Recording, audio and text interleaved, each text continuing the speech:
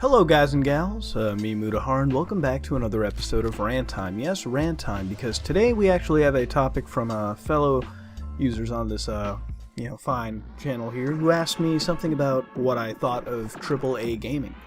And, honestly, I am very disappointed about it. Now, this topic came out from the mobile versus real gaming kind of argument. A lot of people decided, hey, what do you think about these AAA big-budget games? And honestly, I'm very disappointed, and I hate them. And I'll tell you why. Recently, if you watched the Destiny video I released, it was a first impressions.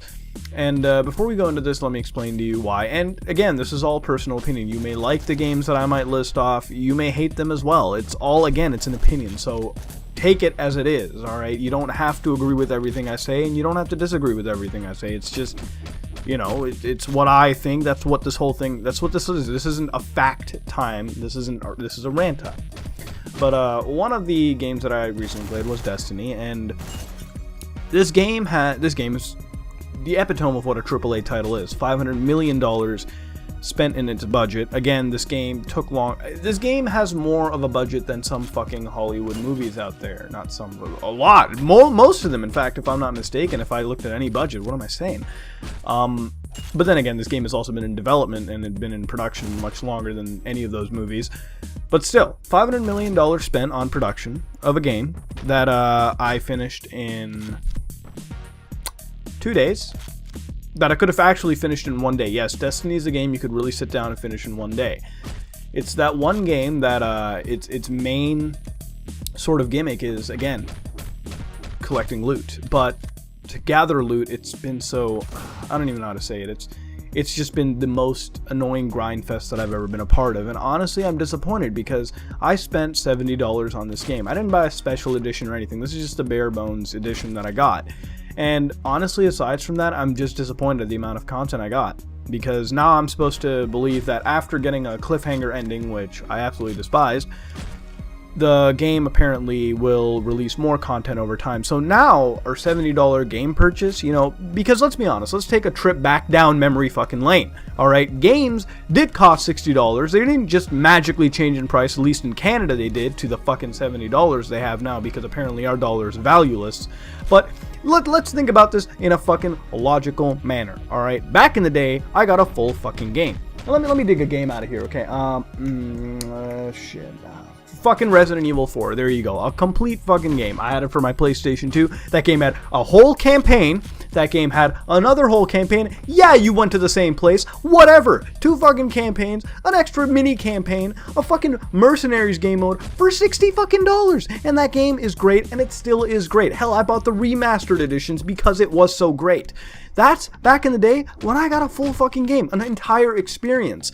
Nowadays, I spend $60 and I get shit like Titanfall, or I get Destiny. And again, you might be like, well, you should have known what you were getting. Of course I did. I knew Titanfall was a multiplayer game. Destiny I played, and I have no reason why this has to just be a multiplayer game. In fact, you know what?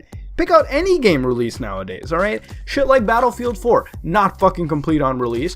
They already ship them out with season passes now. They already got all this other shit. You know, when you go get a game nowadays, I will literally go to a GameStop and the guy's like, well, you want to invest in the season pass? Like, the DLC has already been announced. Even for single player titles. Like, how the fuck do you do that?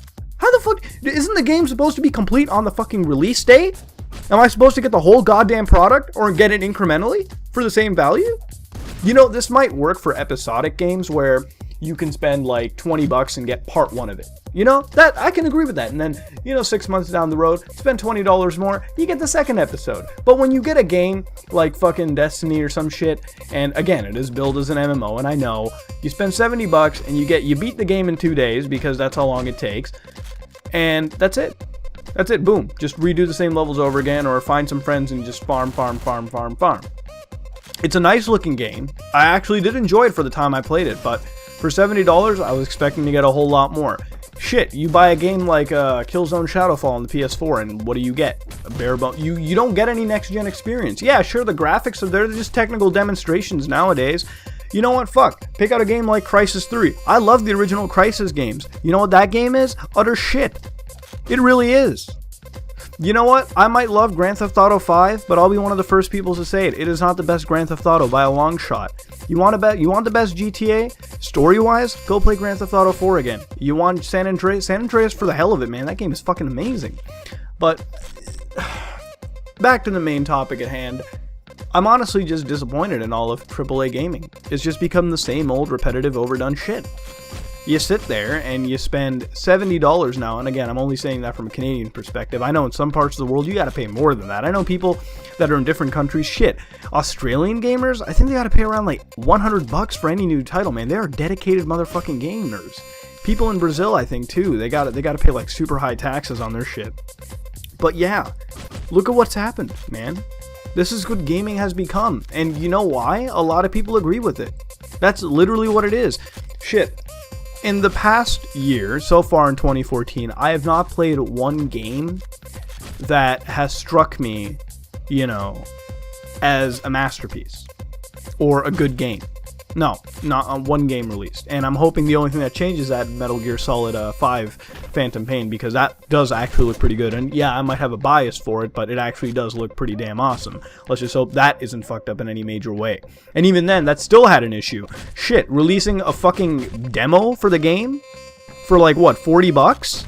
And calling it, yep, we're done. That's the industry nowadays, people. That's it. You spend a whole overgrown amount of cash. And we're not talking small sums. I'm telling you, 100 million, 200 million, 500 million, what do you get in the end? Shit. You get nothing. Boom, done. And I know I'm being very critical of the situation right now, but if you want this to change, and like I said, everyone has tried to change it. You know, everyone has said, let's boycott, let's not buy their shit. It doesn't matter anymore. People will always buy stuff like this. It becomes the most selling material. But is it right? You know, is it good? No, I'm not going to say gaming back in the day was magically this great thing either. I've told this before. Gaming back in the day had its issues too, but it wasn't as prominent as it is now. I just gave an example, RE4. There's many other games I can dig out here. Well, let me just find some, even Godfather 2, man. That game is fucking amazing. I love it. Shit, you look at anything released over here, even the older Assassin's Creed titles, you got full games back in the day. Now, you're just getting titles that are incremental. And that's a horrible sign for the industry. Shit, you know, I like indie game. Even indie gaming has its issues. For one good indie game, there's like 20 indie games that are complete crap or just rip-offs. But at least indie games try, and they don't rip you off for the most part. You know, I get what I pay for. And I'm honestly paying less. I pay maybe $10 for an indie game, but I get like hours and hours of return out of it, versus a AAA title, which I'm actually fearing of spending $60 on, because if I go and spend cash on it, and I finish it in 2 hours, I feel ripped off. Literally, there are games you can buy nowadays that you can finish in just several hours, and I guess for the most part, gamers are okay with it. And I want to know what you all are okay with it too, because to me, I personally don't like it. I'm an ordinary gamer, okay? I don't consider myself casual hardcore. I play anything. Shit, I'll play Farmville shit on my phone if I'm out and about. I'll play Call of Duty. Hell, I'll even go to play Persona. I'm a very diverse fucking gamer when it comes to what I play. But, you know, the only games I'm really looking forward to is Persona 5, and I hope that doesn't get fucked up anyways. And when I'm thinking that for every game, it's a pretty bad sign of the industry.